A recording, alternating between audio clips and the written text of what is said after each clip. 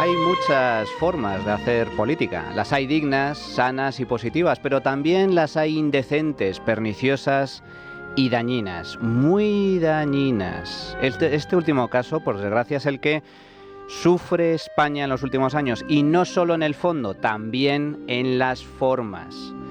Buena parte de las políticas que ha puesto en marcha el gobierno de Pedro Sánchez, fruto de la simbiosis entre el socialismo patrio y el comunismo bolivariano, está dando como resultado un profundo deterioro político, económico y social. Con la ley de amnistía asistimos incrédulos a un golpe de Estado desde el propio Estado, a una reforma ilegal de la Constitución por la puerta de atrás que amenaza directamente la separación de poderes, el Estado de Derecho, el imperio de la ley y, por tanto, la democracia misma, tal y como han denunciado por activa y por pasiva miles de jueces, fiscales y juristas, junto con el Consejo General del Poder Judicial o los letrados del Senado. Sufrimos el asalto y control político de las instituciones básicas para el correcto funcionamiento de la democracia, desde la Fiscalía General y el Consejo de Estado hasta el mismísimo Tribunal Constitucional. Registramos una de las peores gestiones sanitarias del mundo durante la pandemia y sin duda protagonizamos la peor gestión económica presupuestaria de Europa desde el año 2019, ya que, entre otros indicadores, lideramos la tasa de paro, el déficit estructural, el crecimiento del gasto y la deuda, la pérdida de productividad y de poder adquisitivo o las tasas de pobreza y exclusión social. Y el problema es que estos malos datos vienen acompañados además de las peores formas posibles. Pocas veces se ha presenciado en España el actual nivel de crispación y tensión política. Amenazas, insultos, señalamientos. Pero ¿de quién y hacia dónde? Esto es lo que dijo al respecto el presidente del gobierno el pasado viernes desde Bruselas. Que hay una polarización, claro que sí, pero hay una polarización asimétrica. Aquí hay gente que insulta y gente que somos insultados. Hay gente que ataca y gente que somos atacados. Gente que miente y gente que tratamos de hacer de la verdad pues nuestra forma de hacer política. Polarización asimétrica, dice Sánchez. Hacer de la verdad nuestra forma de hacer política, asevera el presidente. ¿En serio? ¿Me estás tomando el pelo? Aquí una pequeña muestra de las verdades, entre comillas, de Sánchez. Con Bildu no vamos a pactar. Con Bildu, se lo repito, no vamos a pactar. ¿Qué sentido tiene que un político indulte a otro? Ninguno. Absolutamente ninguno. Y yo siento vergüenza de eso. El independentismo lo que pide, y lo saben ustedes, y lo saben los telespectadores, es la amnistía. Algo que desde luego este gobierno no va a aceptar. En defensa de la convivencia entre españoles, defiendo hoy la amnistía en Cataluña y que desde luego no entra en la legislación ni en la Constitución española. Es perfectamente legal. O presupuestos o elecciones. España no puede seguir paralizada. Pero no. La verdadera tragedia de España no es tener por presidente a un mentiroso compulsivo, a un mentiroso patológico, a un mentiroso enfermizo al que le da igual 8 que 80 con tal de salirse con la suya, por mucho que sus decisiones perjudiquen al conjunto de los españoles. No, a eso, por mucho que cueste admitirlo, ya nos hemos acostumbrado, si bien no deberíamos. La gravedad no radica en las mentiras, que también, sino en las prácticas matoniles que aplica este gobierno.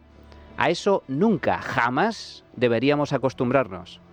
El día que deje de escandalizar la amenaza, el chantaje y el señalamiento por parte del poder político, ese día España dejará de ser una democracia real para entrar de lleno en la dictadura. Y hacia eso vamos, ya que las prácticas matoniles y mafiosas no tienen cabida en las democracias liberales, donde la ley respeta los derechos básicos del individuo y el Estado tiene contrapesos y tiene límites, líneas rojas que no puede cruzar por mucho que quieran sus gobernantes. Pues bien, la realidad es que Sánchez y sus socios ya han traspasado muchas de esas líneas rojas. ¿Cómo? En primer lugar, insultando y amenazando a los empresarios, como Ferrovial y la familia del Pino, cuando decidieron trasladar su sede a Holanda. Creo que los empresarios también tienen una enorme responsabilidad social en la sociedad en la que nacen y desarrollan toda su acción, y creo que además en España hay ejemplos extraordinariamente positivos de grandes empresarios comprometidos con su país. Desde luego, tras este anuncio, creo que no es el caso del señor del Pino. Como Mercadona y Juan Roig, con la excusa de la inflación. Es indecente que los supermercados como Mercadona o como Carrefour se estén haciendo de oro a costa de la crisis económica derivada de la guerra de Ucrania. Es indecente que el señor Juan Roig se esté llenando los bolsillos siendo un capitalista despiadado. Como Inditex y Amancio Ortega, por sus donaciones millonarias a la sanidad pública. Que se entere el señor Amancio Ortega. Una democracia digna no acepta limosnas de millonarios. Una democracia digna hace que los millonarios paguen impuestos y traten con dignidad a sus trabajadores. Como los bancos y las eléctricas, por el mero hecho de tener beneficios. Hay un impuesto extraordinario a los beneficios de la banca que les exige un 3,5%. En el IRPF uno puede pagar entre el 18 y el 20% más o menos de su nómina en IRPF. Bueno, a los bancos se les pide un 3,5% de aportación. A nosotros nos parece que con estos beneficios escandalosos la banca tiene que contribuir más, y además que este impuesto no puede ser extraordinario, que hay que hacerlo permanente. Como la restauración y sus clientes, por cenar a la hora que les da la gana. No es razonable un país que tiene abiertos sus restaurantes a la 1 de la madrugada. Es una locura pretender casi que seguir ampliando los horarios hasta no sabemos qué hora. Como los bares y el turismo. Y nos lleva a un país que se ha especializado en sectores de bajo valor añadido, la hostelería, el turismo, la exportación de productos poco manufacturados, poco valor añadido, estacionales, precarios. Como los campesinos, a quienes tildan algunos referentes de izquierda de señoritos, o como las empresas de AVE, empresas privadas que compiten con Renfe con billetes o atentado muy, pero que muy baratos. Entrar como ha entrado Wigo con precios por debajo de coste, haciendo claro dumping, pues ha arrastrado, por ejemplo, a Irio, le ha arrastrado también a esa dinámica de bajada de precios por debajo de lo razonable, y eso también ha sucedido con Renfe. Y esto es lo que no es razonable, es decir, yo lo que digo es que la competencia debe ser leal. Pero ojo, porque el PSOE no solo amenaza a los empresarios, también a los socialistas que son críticos con la figura de Sánchez, amo y señor de la progresía hispana, como Joaquín Leguina. Yo, escuchando y viendo las declaraciones del señor Leguina durante estos últimos meses, estos últimos años, tengo la impresión de que va a estar más tranquilo fuera del Partido Socialista. Como Nicolás Redondo.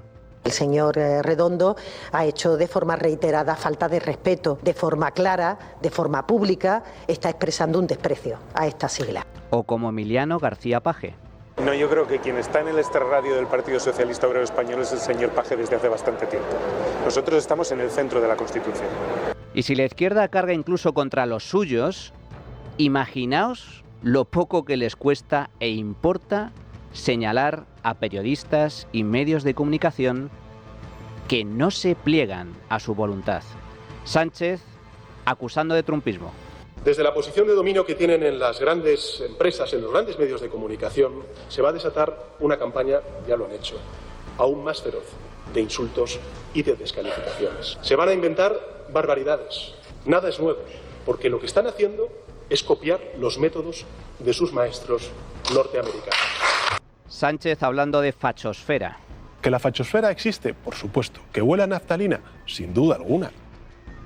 Sánchez hablando de desproporción de medios conservadores. Hay una desproporción en la representación de voces progresistas, ya sea en tertulias o en medios de comunicación, respecto a la realidad sociológica de nuestro país, que claramente tiene un 50% conservador, un 50% progresista. Eso no se lo encuentra uno, ni en las tertulias.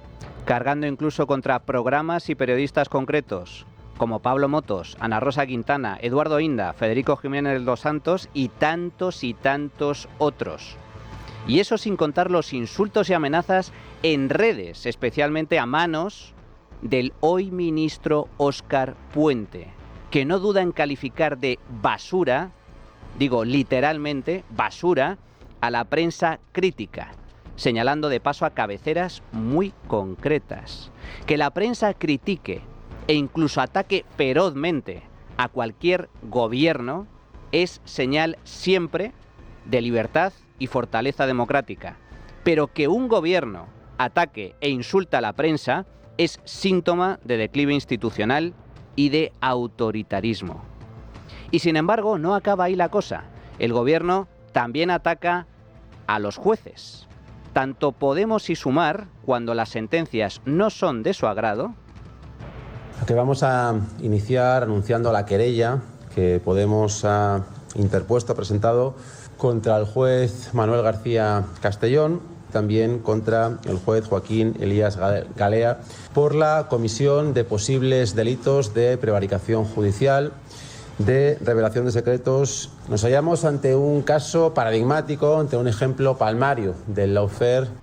Como el propio Pedro Sánchez hablando del lawfare, que no es otra cosa que acusar a los tribunales de juzgar en base a criterios políticos, lo cual significa prevaricar.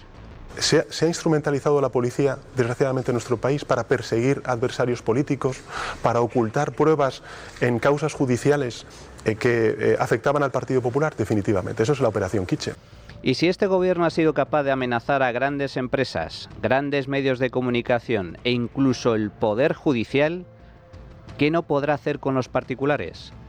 Pues eso, precisamente, el señalamiento y persecución de un particular con fines partidistas, es lo aberrante, es lo escandaloso de toda la polvareda levantada en torno a la pareja de Isabel Díaz Ayuso. Lo mollar de esta polémica no es la existencia o no de fraude fiscal por parte de un particular que nada tiene que ver con el desempeño de la actividad política, sino el uso indebido e incorrecto de los resortes del Estado para señalar a un individuo concreto por el mero hecho de mantener una relación con la pesadilla política de Sánchez, que no es otra que la presidenta de la Comunidad de Madrid.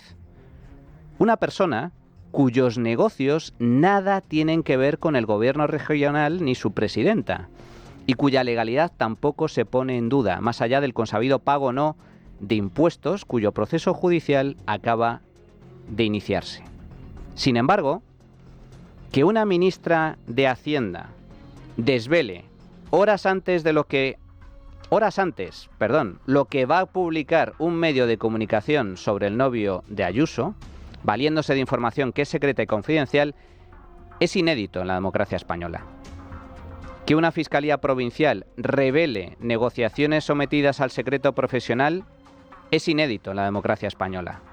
Que el fiscal general del Estado ordene a esa misma fiscalía provincial la difusión de dichas conversaciones secretas entre el abogado del novio de Ayuso y el fiscal es inédito en la democracia española.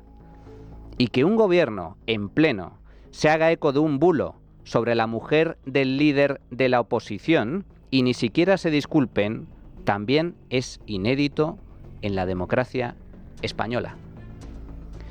Demasiadas cosas inéditas, demasiados escándalos inconcebibles, demasiadas líneas rojas cruzadas, demasiadas tácticas matoniles, impropias todas ellas de un Estado de Derecho y de una democracia dignas de tal nombre.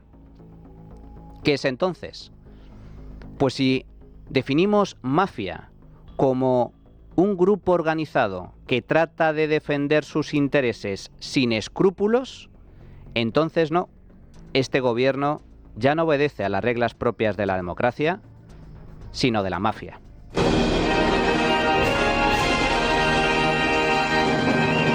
La trinchera de llamas. Es radio.